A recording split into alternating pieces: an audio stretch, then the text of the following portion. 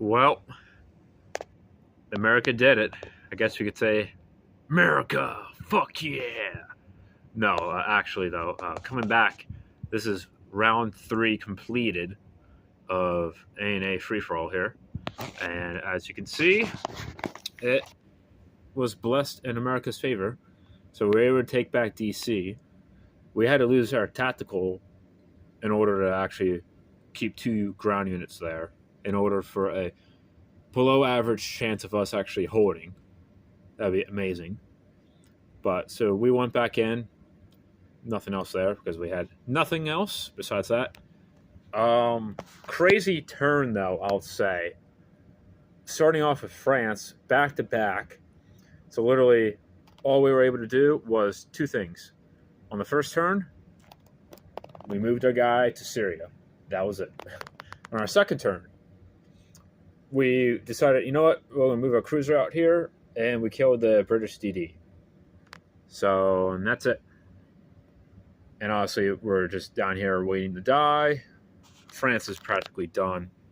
As you can see, Italy cleaned that up. I'll get to that in a second. But going back to Russia, who went fourth, we went up into Norway there, taking actually more casualties than expected, but we still got it. We also came down here into Iraq as well, securing yet another bonus for us. And then just buying, infantry and artillery up front, and then tank, mech behind, and we bought a fighter on the first turn for us. Now this is where things get really crazy, as you can probably now notice up there in the top right corner. Yeah, China got really, really lucky there. So on the first turn, I decided, let's just fan out, grab those two. Okay, nothing special. Moved the guy up into Johol. Spun the wheel, got a 5. So I'm like, you know what? I could have done this. I could have taken those few units and actually marched them into Samara there, because Moscow only had 3 units in there.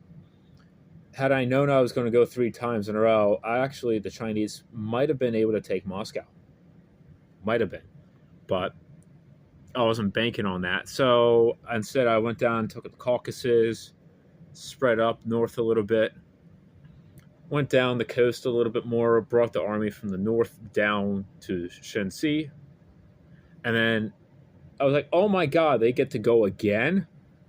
So then I brought the other infantry from the Caucasus into Rostov, brought that other guy up there. So we ended up taking, what is that, $9 away from the Russians.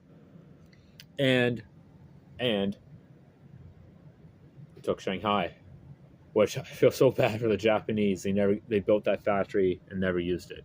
But now that factory is destroyed.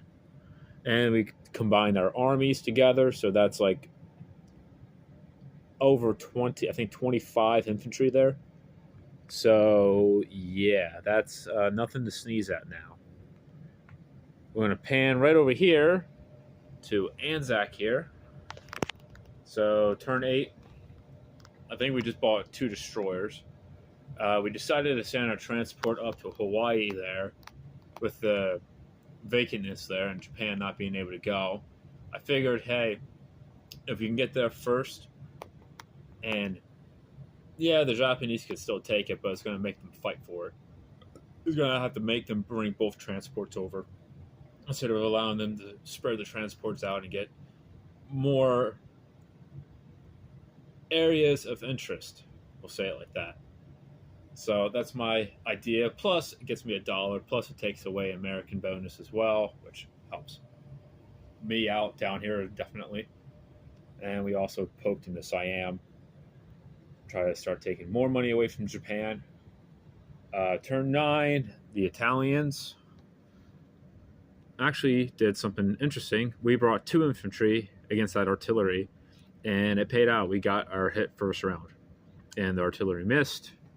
So effectively, I think France is 1,000% done, unless this Syrian French Foreign Legion can march its way all the way through Russia, through Germany, and make it into Paris.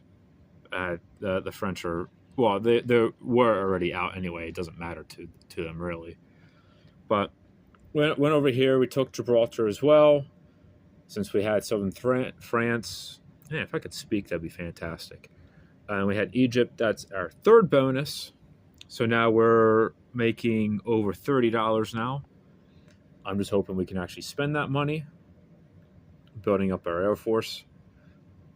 And then turn 10, the Russians were lucky to be picked again. So we had to use our mobile units to clean up this infestation, bringing the 5 tanks back from Iraq up to the Caucasus, use our mobile units around to clean up most of the Chinese here. And now we are moving our armies forward since Germany has only gone once. And now we have like double the amount of tanks compared to Germany. They have 8 tanks, and we have, I think, 15 now. So yeah, if Germany doesn't get to go, Germany might be fucked here real soon. Just give you a little sneak peek though. Who gets to go next? No, it's not. Actually, the Americans got picked to go first on round 4. So I think it would probably be safe to say that the British are coming. The British are coming is over, and they are finally going to be kicked out. And actually, America is going to be actually able to buy something for once. And with 70 IPCs, yeah, I don't think the British are going to be able to take any American territory anymore. So it was fun while it lasted.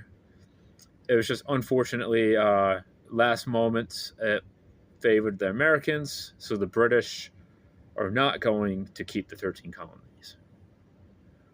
But I don't want to hold you up, and I am impatient, so I'm going to log off here. Have a nice one.